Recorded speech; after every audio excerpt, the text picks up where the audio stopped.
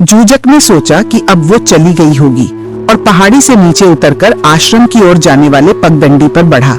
महान व्यक्ति अपनी झोपड़ी से बाहर निकले और एक पत्थर की पट्टी पर बैठ गए, जैसे सुनहरी प्रतिमा। अब अनुरोध करता आएगा, उन्होंने सोचा, जैसे कोई मदहोश जल की प्यास से, और वो उस मार्ग पर नजर रखते हुए बैठे जिससे वो आएगा। उनके बच्चे उनके पैरों के चारों ओर खेल रहे थे। जैसे ही उन्होंने रास्ते की ओर देखा, उन्होंने ब्राह्मण को आते देखा। 7 महीने तक अपने दान का भार लिए हुए उन्होंने खुशी में कहा, ब्राह्मण कृपया पास आइए। और लड़के जाली से ये कहा, जाली उठो और खड़े हो जाओ, देखो मेरे सामने एक ब्राह्मण है, पुराना समय फिर लौट आया है और मुझे हर्ष से भर देता है। लड़के ने कहा, हाँ हाँ पिता, मैं ब्राह्मण को देखता हूँ जिसे आप देख रहे हैं। वह किसी वरदान के लिए आया है, हमें अपने मेहमान का स्वागत करना होगा। और इन शब्दों से सम्मान दिखाने के लिए लड़का अपनी सीट से उठा, ब्राह्मण से मिलने गया और बोझ उठाने की पेशकश की। ब्राह्मण ने उसे देखा और सोचा, ये जाली होगा, वह संतर का पुत्र, पहले ही मैं उससे कठोर बोलूंगा। इसलिए उसने उसकी ओर अंगूठा ताली बजाकर कहा, जाओ जाओ। लड़के ने सोचा, कठोर व्यक्ति है ये, और उसके शरीर को देखकर उसने देखा कि उसमें मनुष्य के 18 दोष हैं। लेकिन ब्राह्मण ने वह संतर के पास जाकर शालीनता पूर्वक कहा, ओ पवित्र पुरुष, हमें आशा है कि आप सुखी और स्वस्थ हैं। जहां रहते हैं वहां अनाज, जड़ें और फल प्रचुर मात्रा में हैं। क्या मक्खियां और कीट आपको परेशान करते हैं या वन्य जीवों से सुरक्षा मिलती है? महान व्यक्ति ने उत्तर दिया, धन्यवाद ब्राह्मण, हम स्वस्थ और सुखी हैं। जहां रहते हैं वहां अनाज, जड़ें और फल प्रचुर मात्रा में हैं। मक्खियों और कीटों से कोई परेशानी नहीं और वन्य जीवों से भी सुरक्षा है।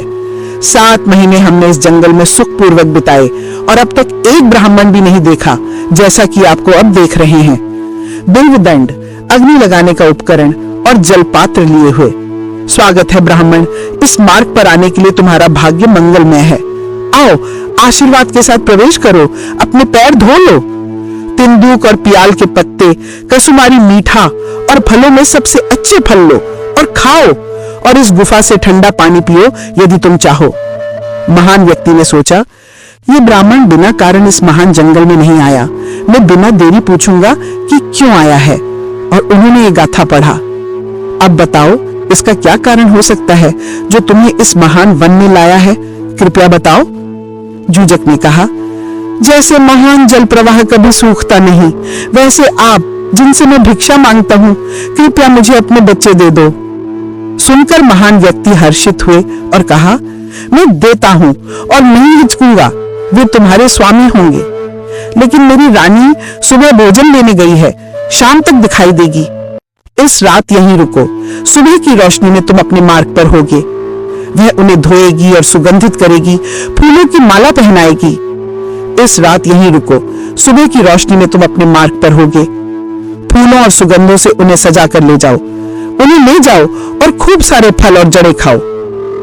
जूजक ने कहा, नहीं महाशक्ति, मैं यहाँ नहीं रुकना चाहता, मैं जाऊंगा, कहीं रास्ते में बाधा न आए। महिलाएं उदार दान करता नहीं होती, हमेशा बाधा डालती हैं। वे सभी प्रकार के जादू जानती हैं और हमेशा भ्रमित करती हैं। जो व्यक्ति विश्वास पूर्वक दान देता है, उसे अपनी माता का चेहरा न दिखे, अन्यथा वह बाधाएं लगाएगी। मुझे अपने बच्चे दो, उन्हें माता का चेहरा न दिखे, क्योंकि जो विश्वास पूर्वक दान देता है उसका पुण्य बढ़ता है। वह संतर ने कहा, यदि तुम मेरी पत्नी को नहीं देखना चाहते, वह विश्वास योग्य है। जाली और कन्हाजिमा उनके दादा को देखने दें। जब ये सुंदर और मधुर बच्चे उनके सामने आएंगे तो वह तुम्हें सुख और आनंद से संपन्न धन देगा। जूजक ने कहा, नहीं, मुझे मेरे सामान का नुकसान होगा।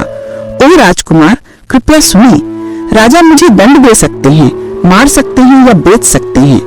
संपत्ति और सेवक बिना मेरी पत्नी मुझ पर हंसेगी। वह संतर ने कहा, जब ये सुंदर और मधुर बच्चे उनके सामने आएंगे, सभी लोगों का पालन पोषण करने वाला राजा तुम्हें बहुत धन देगा, खुशी और आनंद से भरपूर। जूजक ने कहा, नहीं, मैं ऐसा नहीं करूंगा जैसा आप कहते हैं। मैं बच्चों को अपनी पत्नी के सेवक बनाने जाऊंगा। बच्चों ने ये कठोर शब्द सुने और झोपड़ी के पीछे छिप गए। वे झाड़ियों के पास छिपकर भागे और वहां भी डर से थरथराते रहे। अंत में वे चौकोर झील के किनारे पहुंचे और छाल के कपड़े कसकर लपेटकर पानी में उतर गए और कमल के पत्तों के नीचे छिप गए। आचार्य ने समझाया, इस प्रकार जाली और कन्हाजना इधर उधर भागते रहे, पीछा करने वाले की आवाज सुनकर अत्यंत पीड़ा में।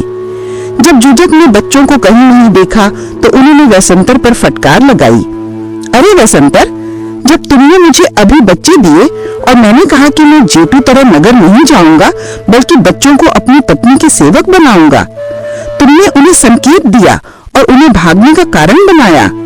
यहाँ बैठकर निर्दोषिता का अभिनय करते हो, ऐसा झूठा कोई नहीं। महापुरुष भावुक हुए, वे भाग गए हैं, ये संदेह। उन्होंने सोचा और जोर से कहा, इसकी चिंता मत करो, मैं उन्हें लाऊंगा। वे उठे और झोंपड़ी के पीछे गए। देखा कि बच्चे जंगल में भाग गए होंगे। उनके पदचिन्हों का अनुसरण करते हुए वे झील तक आए। जब पानी में गए पदचिन्ह देखे तो उन्होंने समझा कि वे पानी में चले गए हैं।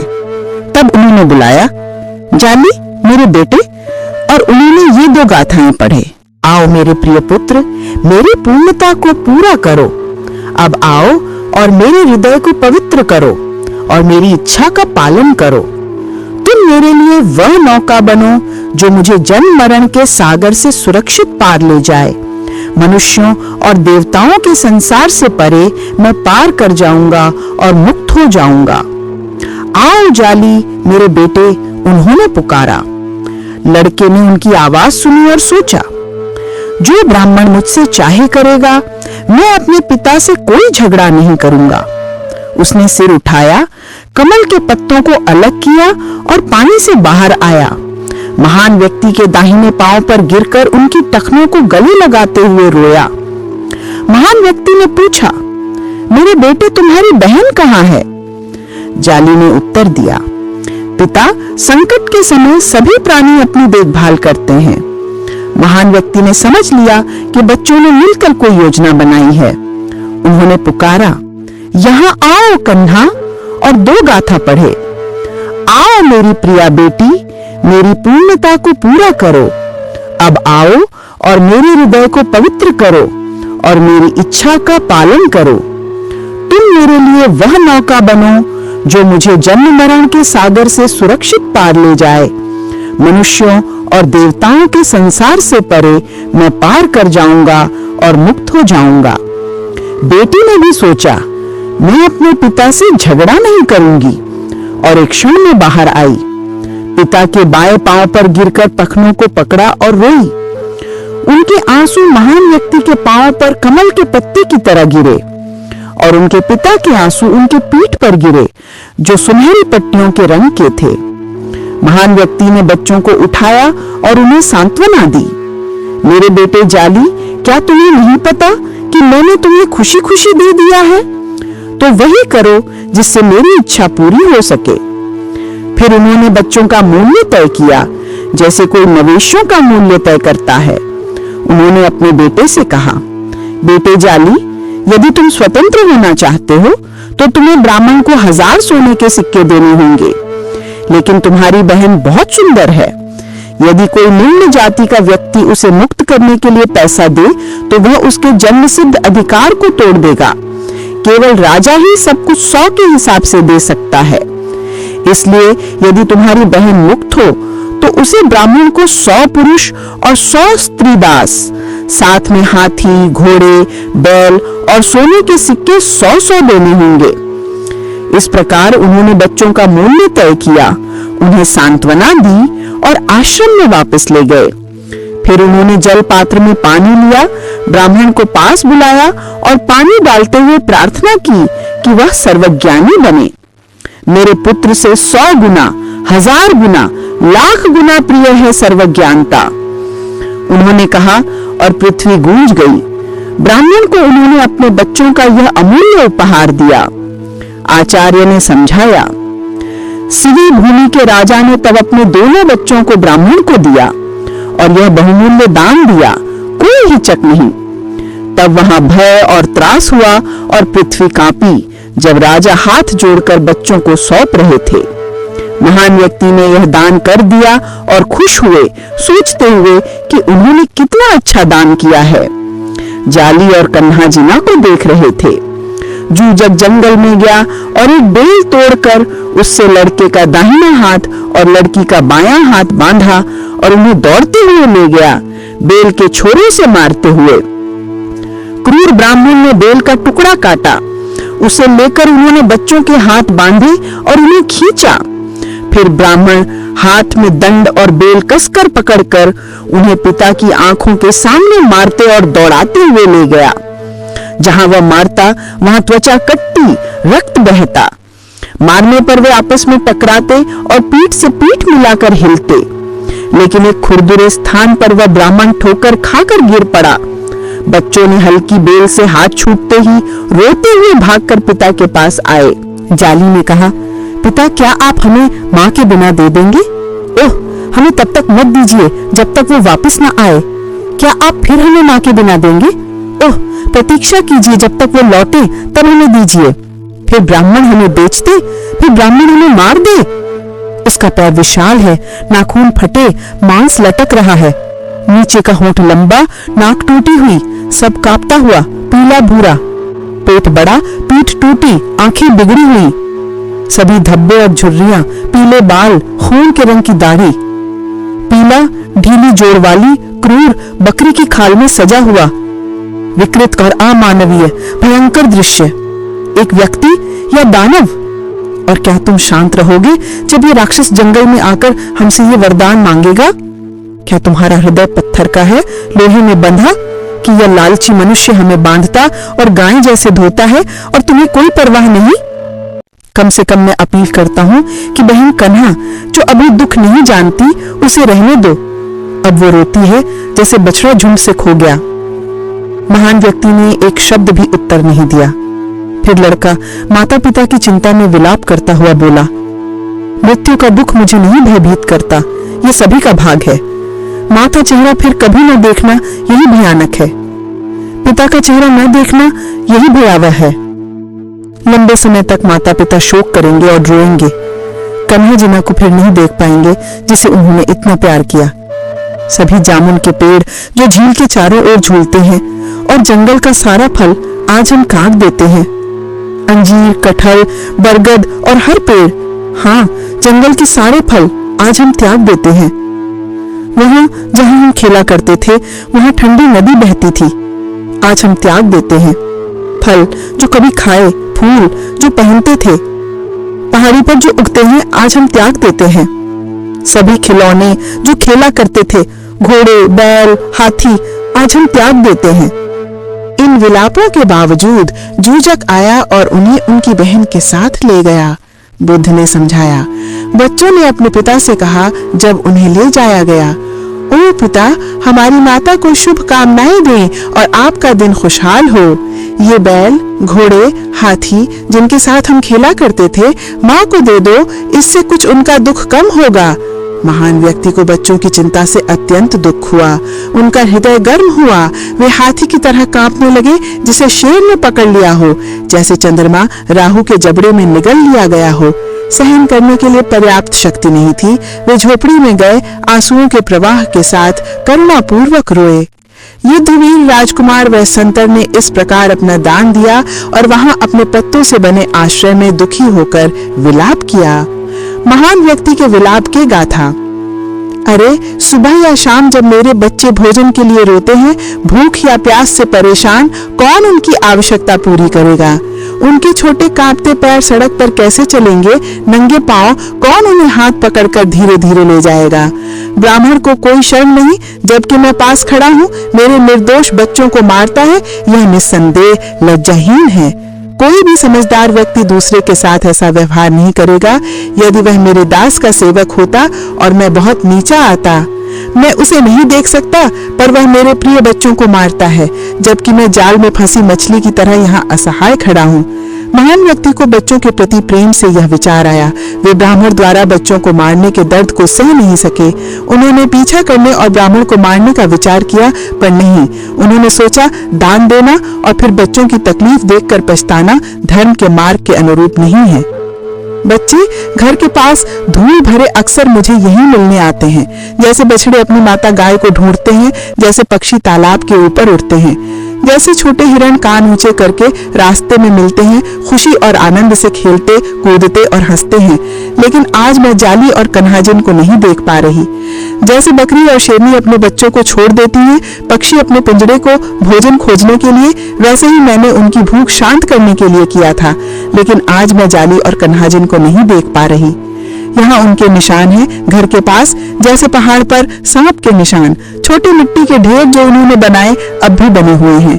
लेकिन आज मैं जाली और कन्हाजन को नहीं देख पा रही। धूल से ढके हुए मेरे बच्चे मुझ तक दौड़ कर आते थे, कीचड़ से लथपथ, लेकिन अब वास्तव में मैं किसी को नहीं देख पा रही। जैसे बच्चों ने माँ का स्वागत करने के लिए घर से दौड़ लगाई थी, मैं जंगल से लौट रही थी, मैं उन्हें आज नहीं देख पा रही। यहाँ वे खेल रहे थे, यहाँ यह पीला बिल्व फल गिरा, लेकिन आज मैं जाली और कन्हाजन को नहीं देख पा रही। मेरे स्तनों में दूध भरा है, मेरा हृदय टूट जाएगा, लेकिन आज मैं जाली और कन्हाजन को नहीं देख पा रही। वे मेरे पैर से चिपक जाते थे, एक छाती से लटकता हुआ, जैसे शाम के समय में मुझे धूल मिट्टी से ढके मिलते थे। लेकिन आज मैं जाली और कन्हाजन को नहीं देख पा रही।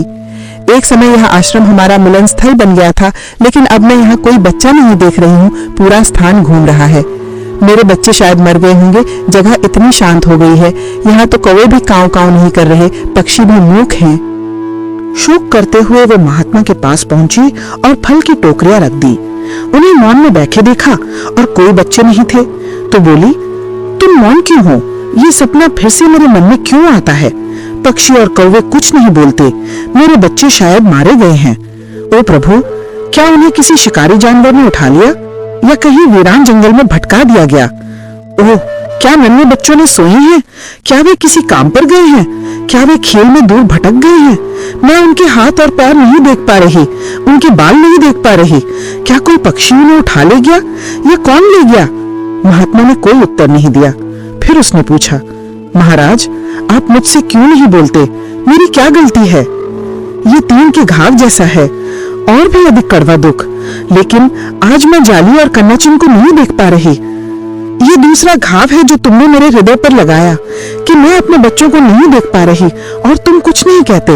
और इसलिए हे राजकुमार, इस रात जब तुम उत्तर नहीं दोगे, मुझे लगता है कि मेरे दिन सच में समाप्त हो गए हैं और तुम मुझे मरते देखोगे। महात्मा ने सोचा कि बच्चों के लिए अपने दुख को कम करने हेतु कठोर शब्द बोलकर समझाना चाहिए, और ये गाथा पड़ा। ओ मद्दी, राजकुमारी जिनकी महिमा इतनी महान है, तुमने सुबह जल्दी भोजन के लिए गई, अब इतनी देर क्यों आई? उसने उत्तर दिया, क्या आपने शेर और बाघ की आवाज नहीं सुनी जब वे तालाब के किनारे अपनी प्यास बुझाने खड़े थे? जैसे ही मैं जंगल में चली, मुझे वो संकेत मिला जो मैं जानती थी। मेरी कुदाल हाथ से गिर गई और टोकरी भी हाथ से गिर गई। फिर चोट और डर से मैंने चारों दिशाओं को प्रणाम किया, प्रार्थना की कि अच्छा हो मेरे हाथ प्रार्थना में फैलाकर, और कि कोई शेर, बाघ या तेंदुआ, हाइना, भेड़िया या भालू मेरे बेटे या बेटी को नुकसान न पहुंचाए। एक शेर, बाघ और तेंदुआ, तीन भयंकर जानवर प्रतीक्षा में थे और मुझे मेरे घर के रास्ते से रोक दिया, इसलिए मैं देर से आई। मैंने अपने पति और बच्चों की दिन रात देखभाल की है, जैसे शिष्य अपने गुरु की सेवा करता है। बकरी की खाल पहनकर जंगल से जंगली फल और जड़ें लाई और हर दिन और हर रात आपकी सुविधा के लिए प्रयास किया। मैंने तुम्हारे लिए पीला बिल्व फल लाया, मेरे छोटे बच्चों, और कई पके हुए वन फल खेलने और आनंद पाने के लिए। ये कमल की जड़ और कमल की डंठल सुनहरी पीले रंग की, अपने बच्चों के साथ खाओ हे राजकुमार। सफेद कमल अपनी बेटी को दो, जाली को नीला, और उन्हें माला में नाचते हुए देखो हे शिवी, बुलाओ उन्हें। हे महाशक्ति, सुनो जब कन्हाजी मधुर स्वर में गाती है और हमारे ठिकाने में प्रवेश करती है। जब हम निर्वासित हुए, सुख और दुख साझा किया गया। हे उत्तर दो, क्या तुमने मेरी जाली और कन्हाजी को देखा? महात्मा ने कोई उत्तर नहीं दिया। जैसे ही उन्होंने चुप्पी साधी, मद्दी ने चांदनी में बच्चों की तलाश शुरू की, जहाँ वे खेलते थे गुलाब के सेब के पेड़ों के नीचे, और कहती रही, ये गुलाब के सेब के पेड़ जो तालाब के चारों ओर झुकते हैं, और सभी जंगल के फल, मेरे बच्चे यहाँ नहीं हैं। अंजीर का पेड़ और कटहल, पीपल और हर पेड़, हाँ, जंगल के सभी फल, मेरे बच्चे यहाँ नहीं हैं। वे वहाँ खड़े हैं जैसे सुखद बगीचा, वहाँ ठंडी नदी बहती है जहाँ कभी वे खेलते थे, लेकिन अब वहां नहीं है। जो फल वे कभी खाते थे, फूल जो वे पहनते थे, जो पहाड़ी पर उगते हैं, बच्चे वहां नहीं हैं। और सभी छोटे खिलौने जिनसे कभी खेलते थे वहां हैं। बैल, घोड़े, हाथी, बच्चे वहां नहीं हैं। यहाँ कई खरगोश और उल्लू, काले और धब्बेदार हिरण जिनसे बच्चे खेलते थे, लेकिन वे स्वयं यहाँ नहीं है। मोर अपने भव्य पंखों के साथ, बगुले और हंस जिनसे बच्चे खेलते थे, लेकिन वे स्वयं यहाँ नहीं है। कहीं भी अपने प्यारे बच्चों को न पाकर वह महात्मा के पास लौटी, जिन्हें उसने सिर झुकाए देखा और बोली, तुमने लकड़ी नहीं तोड़ी, आग नहीं जलाई और पानी नहीं लाया जैसा पहले करते थे। तुम क्यों बैठे हो? जब वह अपने गहने में लौटती है, उसकी मेहनत व्यर्थ हो गई। लेकिन आज मैं जाली और कन्हाजन को नहीं देख पा रही हूँ। महात्मा चुप बैठे रहे। वह अपने बच्चों की चिंता में घायल पक्षी की तरह कांपते हुए फिर से खोज में गई और लौटकर बोली, हे मेरे पति, मैं नहीं देख सकती कि उनकी मृत्यु किसने लाई। कौवे भी काऊ काऊ नहीं कर रहे, पक्षी भी मूक हैं। महात्मा फिर भी कुछ नहीं बोले। फिर तीसरी बार उसी स्थानों की खोज की। रात में उसने लगभग 15 लीग की दूरी तय की। फिर सुबह होने पर वह महात्मा के पास आई और खड़ी होकर शोक व्यक्त किया। शिक्षक ने समझाया, जैसे ही उसने हर जंगल और पहाड़ की खोज की, अपने पति के पास लौटकर खड़ी रही। फिर भी शोक व्यक्त किया। पहाड़ों, जंगलों, गुफाओं में मैं नहीं देख सकती कि उनकी मृत्यु किसने लाई। कौवे भी काव काव नहीं कर रहे, पक्षी भी मूक हैं। फिर मद्दी, उच्च कुल की राजकुमारी, हाथ फैलाकर जमीन पर गिर पड़ी। वो मर गई। महात्मा ने सोचा और कांप उठा। मद्दी के मरने के लिए यह स्थान उचित नहीं है। यदि वो जेतूटर शहर में मर जाती तो बड़ी शोभा होती, 2 राज्य कांप जाते। लेकिन मैं अकेला हूँ जंगल में, मैं क्या करूं? महात्मा ने उसे जल छिड़ककर और अपनी गोद में सिर रखकर चेहरे और स्तनों पर मालिश करते हुए उसकी चेतना वापस लाने का प्रयास किया। कुछ समय बाद मद्दी होश में आई और प्रणाम करते हुए पूछी, हे महात्मा विसंतर, बच्चे कहाँ गए? महात्मा बोले, मैंने उन्हें ब्राह्मण को दे दिया। उन्होंने कहा, यदि तुम बच्चों को ब्राह्मण को दे सकते थे तो रात भर मुझे रोते हुए क्यों भटकने दिया? महात्मा बोले, मैंने तुरंत उत्तर नहीं दिया क्योंकि तुम्हें पीड़ा पहुंचाने से डरता था। एक गरीब बूढ़ा ब्राह्मण आया और बच्चों को मांगा, इसलिए मैंने दिया। डरो मत मद्दी, फिर से उन्हें जीवित प्राप्त करेंगे और सुखी होंगे। अच्छे लोग हमेशा देते हैं पुत्र, पशु, धन और अनाज। मद्दी, आनंद करो, बच्चों से बड़ा कोई दान नहीं। मद्दी ने उत्तर दिया, मैं आनंदित हूँ, बच्चों से बड़ा कोई दान नहीं हो सकता। देकर मन को शांति दो, ऐसा फिर करो। तुम शिवी भूमि के महान पालक राजा स्वार्थी लोगों के बीच उदार हाथ से दान दिए। महात्मा ने कहा, यदि मैं बच्चों को देकर मन को शांति ना पाता, ये चमत्कार न होते। और फिर उन्होंने मद्दी को सभी पृथ्वी कंपन और घटनाएं सुनाई। मद्दी ने आनंद व्यक्त करते हुए कहा, पृथ्वी कांपी, आकाश में गूंज फैली, बिजली चमकी, बादल गरजे और पहाड़ों में गूंज उठी। नारद और पर्वत भी आनंदित हुए। सभी देवता इस महान कार्य की प्रशंसा में उठ खड़े हुए। इस प्रकार मद्दी, उच्च कुल की राजकुमारी, आनंदित हुई। बच्चों से बड़ा कोई दान नहीं। हे सक, मेरी प्रिय संतान को दीर्घायु प्रदान करें, धर्म में विजय प्राप्त करें। संसार में यह 5वां वरदान मैं मांगता हूँ। फिर हर रात के अंत में दिन की पहली किरण पर स्वर्गीय भोजन प्रकट हो। यह मेरा 6वां वरदान है। दान देने के साधन कभी न खत्म हो और मैं सदा संतोष और प्रसन्न हृदय से दान करूं, यह मेरा 7वां वरदान है। इस प्रकार मुक्त होकर मैं सीधे स्वर्ग को पहुंचूं और वहां से पुनः पृथ्वी पर जन्म ना लूं, यह मेरा 8वां वरदान है। सक देवताओं के राजा जब यह सुनते हैं, कहते हैं, बहुत जल्दी तुम्हारे पिता जिसे तुम प्रेम करते हो अपने पुत्र को देखना चाहेंगे। इतना कहकर सक अपने स्थान पर लौट गए। महात्मा ने समझाया, शक्तिमान देवताओं के राजा सक ने यह कहा, वरदान देने के बाद सीधे स्वर्ग लौट गए। अब वेसंतर और मद्दियुस आश्रम में सुखपूर्वक रहने लगे, जिसे सक्कर ने उन्हें दिया था। लेकिन जूजक बच्चों के साथ 60 लीग की यात्रा पर निकला। देवताओं ने बच्चों की रक्षा की। जूजक जब सूर्यास्त होता बच्चों को बांस की रस्सियों से बांध देता और जमीन पर छोड़ देता और स्वयं क्रूर और जंगली जानवरों के भय से पेड़ पर चढ़कर शाखाओं में बैठ जाता। फिर देवता वेशंतर के रूप में बच्चों के पास आते और देवी मद्दिके के रूप में आती। वे बच्चों को मुक्त करती, उनके हाथ पैर मलती, धोती और पोशाक पहनाती, भोजन देती और उन्हें स्वर्गीय खाट पर विश्राम कराती। सुबह होने पर उन्हें फिर से बांध देती और गायब हो जाती। इस प्रकार देवताओं की सहायता से बच्चे सुरक्षित यात्रा करते रहे। जूजक को भी देवताओं ने मार्गदर्शन किया ताकि वो कलिंग राज्य की ओर जाए। 15 दिन में वो जेतूतर नगर पहुंचा।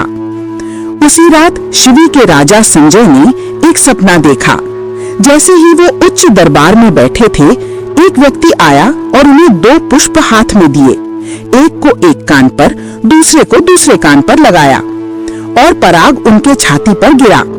सुबह उठकर उन्होंने अपने ब्राह्मणों से इसका अर्थ पूछा। ब्राह्मणों ने कहा, राजन, आपके कुछ लंबित योद्धा लौटेंगे। अगली सुबह कई स्वादिष्ट व्यंजनों के भोज के बाद वो दरबार में बैठे और देवताओं ने इस ब्राह्मण को लाया और उन्हें महल के आंगन में बिठाया। राजा ने तुरंत बच्चों को देखा और कहा, ये कौन है जिनके चेहरे पीले चमकते हैं जैसे आग से जल गए हो, सुनहरे कंगन जैसे, एक ऐसा कि जैसे मशाल से सिकुड़ गए हों, सभी समान कदकाठी, समान चिन्ह। ये बच्चे कौन हो सकते हैं? लड़का जालीसा और लड़की कन्हाजिन जैसी। वे जैसे 2 सिंह बच्चे हों जो अपनी गुफा से उतरे और एक दूसरे जैसे हैं और खड़े होकर सुनहरे प्रतीत होते हैं। राजा ने उन्हें 3 स्तोत्रों में प्रशंसा दी और एक दरबारी को उन्हें लाने भेजा। दरबारी तुरंत उन्हें लाया। राजा ने ब्राह्मण से पूछा, हे भ्राड्रवाज, बताओ ये बच्चे कहाँ से लाए? जूजक ने उत्तर दिया, 15 दिन पहले किसी ने मुझे दिए, जो काम उसने किया उससे संतुष्ट होकर। राजा ने पूछा, किस सॉफ्ट शब्द या सत्य वचन से तुमने उन्हें विश्वास दिलाया? किससे प्राप्त हुए ये सर्वोत्तम दान के बच्चे? जूजक ने कहा, ये राजा वेशंतर हैं, जो जंगल में रहते हैं। उन्होंने इन्हें दास के रूप में दिया, जैसे वे सभी मांगने वालों को पृथ्वी की तरह स्वतंत्र रूप से देते हैं। राजा वेशंतर ने अपने ही बच्चों को मुझे दास के रूप में दिया है, जिनके पास सभी मांगने वाले जाते हैं, जैसे सभी नदियां समुद्र में मिलती हैं।